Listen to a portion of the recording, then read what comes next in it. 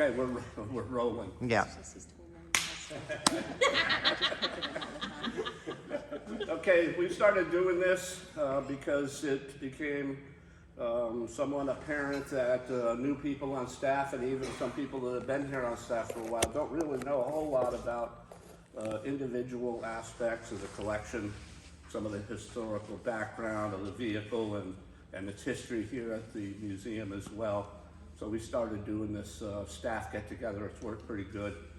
Carl's a better speaker than I think we ever gave him credit for, because he's always saying, "Don't ask me, don't ask me." So he's been doing a really good job. I like to listen to Carl explaining the airplanes, and like everyone else here, I'm learning things from him that I didn't even know. So about the collection, and so anyway, what we're looking at this morning is a 1932 Cragar Racer. It's has its history kind of in three ways. It's got its history as the vehicle itself, the mechanical stuff. It's also got a history in its usage, why something like this, and it also has a bit of history here at the museum, which I think is rather important. And we found out when Jonah went to look up the paperwork history on the car. There is very little, right, Jonah? Yeah. Very little written about this car, which makes sense if you were here when it was presented to the museum. Doesn't make a lot of sense because we are a museum. We should have that history down. But anyway, I'll start with like the history of the car. What is it? It's a 1932 racer, dirt track racer, okay? And at that time, there's always been car racing. Ever since there was more than two cars, they were racing each other. But we went through an era of racing in the O's, and then another era through the teens, and this is beginning a new era through the 30s and 40s. And then we go all the way up to today where we're racing cars like those sitting over there in the corner. The Model T era, it was easy to build your own race car. The name of those things were called go jobs. Generally, you don't hear that phrase anymore. But the Model T was a very weak car for racing. It only made 20 horsepower. You could probably double that horsepower with some performance parts. There wasn't much on the market for performance parts. And they were built and raced at a time when America was rather independent, somewhat wealthy, but then we had the Great Depression. People still wanted to go racing, but you couldn't go out and spend a lot of money on a race car. But you could go to a junkyard and get parts, and you could get some performance parts through catalogs and that sort of thing. And if you raced locally, say we might race on the Union dirt track, they would be raced on old horse tracks. That's what would be used for a racetrack. And you might win 15, 20 bucks if you came in first. That was a lot of money to take home. So not only was the racing fun, but it also could put a couple of bucks in your pocket. And if you were a backyard mechanic, you could build your own racer. This car here is called the Cragar Special, and it would have been one of the better built race cars of its time. It's got all the real goodies on it. And it's called a Cragar Racer because the cylinder head is a high performance cylinder head with overhead valves. You're looking right here under this, down in the combustion chamber, there's valves. Four-stroke engine is basically an air pump. It sucks air in and it pushes air out. It's called intake and exhaust.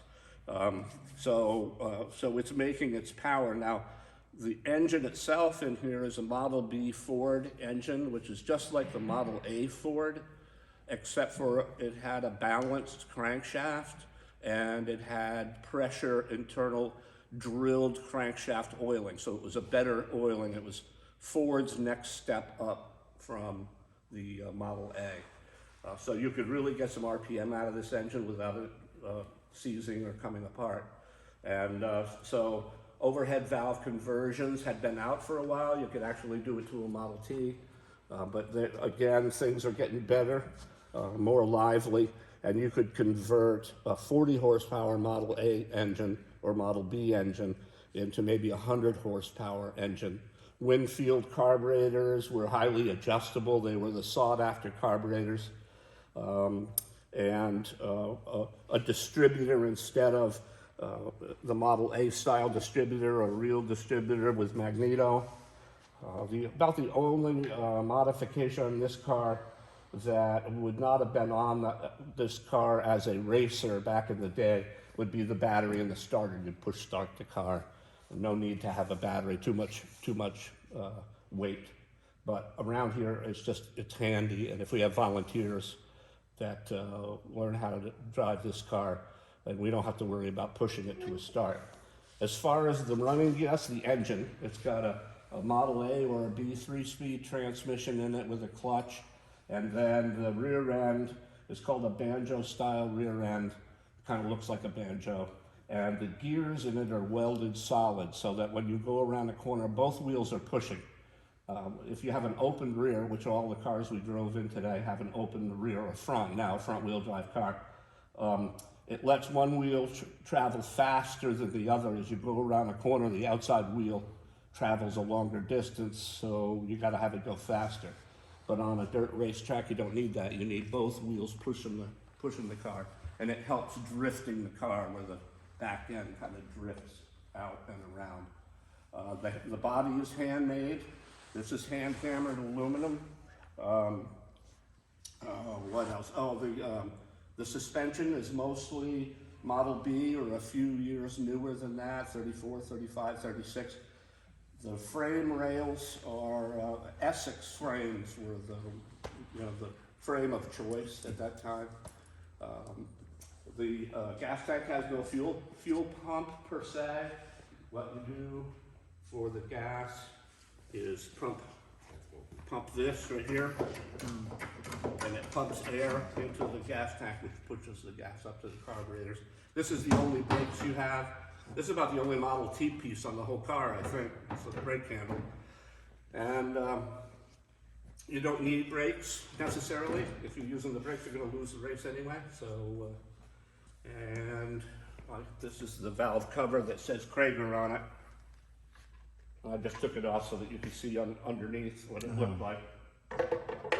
I won't screw it down in case anybody else wants to take a look. So that's basically the car itself. As far as the history, again, basically the history is these could be put together much cruder than this. This one is a fairly nicely built car of the era, and the personal history, which I'll get into. This car was built up at Jim Rockefeller's shop. It's got a kind of a cool history to it in that Jim Rockefeller and his good friend Andy Rowe just got the racing bug. They both built racers.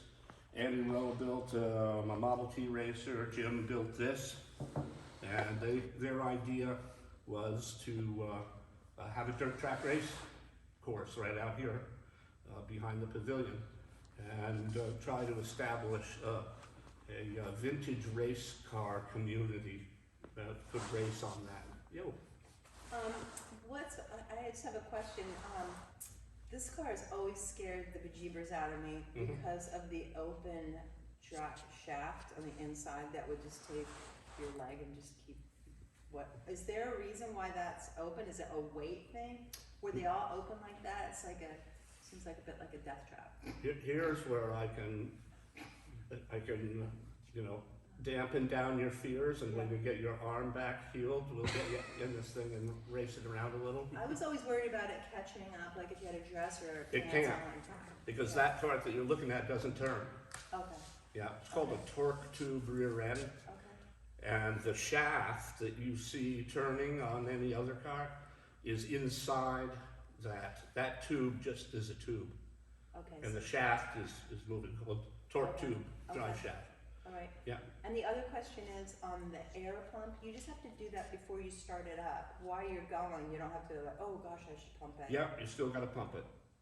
Yeah. Really, it doesn't create a vacuum that then starts sucking it. No kidding. That's its only source of fuel. Like how often, like good you're I guess it depends on how hard you're driving it. You have a air pressure gauge on the dashboard. that's what If you it gets down under a pound, then give it a couple of shots. And of course, you gotta pump it up, you know, before you start it, just like you say.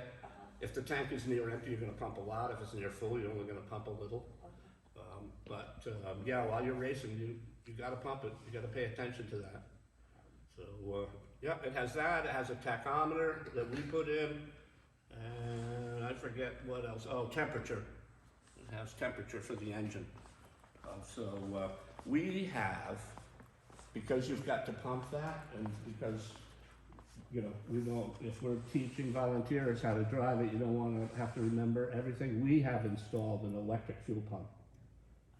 Okay, so you can pump it up by hand or pump it up with the electric fuel pump. It would not have had an electric fuel pump in 1930. Because it wouldn't have had a battery to draw up. Right. I'd say the battery needs charge. So anyway, Jim and Andy Rowe had 2 race cars here, a yellow Model T and this. And the racetrack never came to fruition, and Andy Rowe moved on from that, you know, desire to his next one.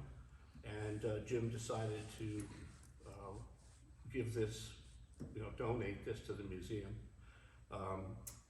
Our two directors ago, Russ Rocknack, this was his favorite car, and he liked to go out and beat the heck out of it.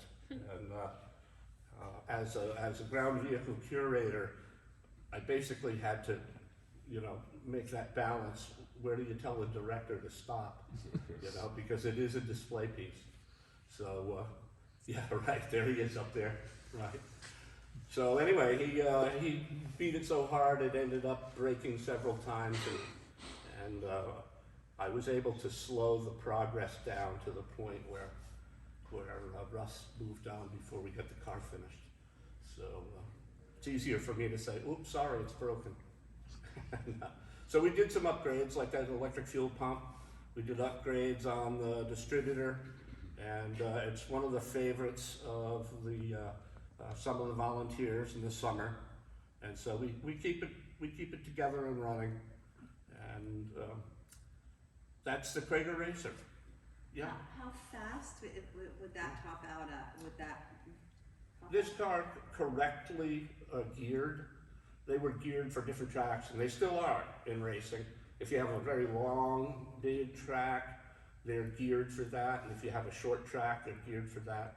This car could probably do 100 miles an hour, correctly geared. Yeah, it'll go. It's a lot, you know, it's a lot of fun. It's a lot of fun. Were there any technologies devised or things discovered in the process of running these that became more commonplace in the everyday car?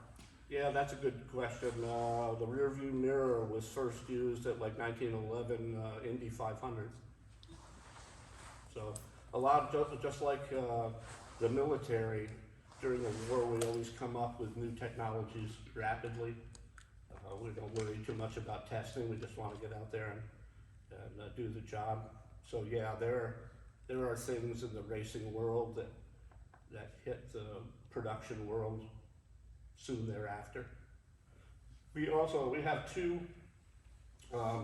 dirt track racers there too. The one toward the back, probably, I don't know, is there a date on it, Jonah? It looks like a 50s era. This one here? Yeah. This is 1940. 40. And the other one, little older? 34. 34. 34? Okay, yeah. So you can kind of see the evolution of dirt track racing from number 71. You know, this one, then 71, and then whatever number's on that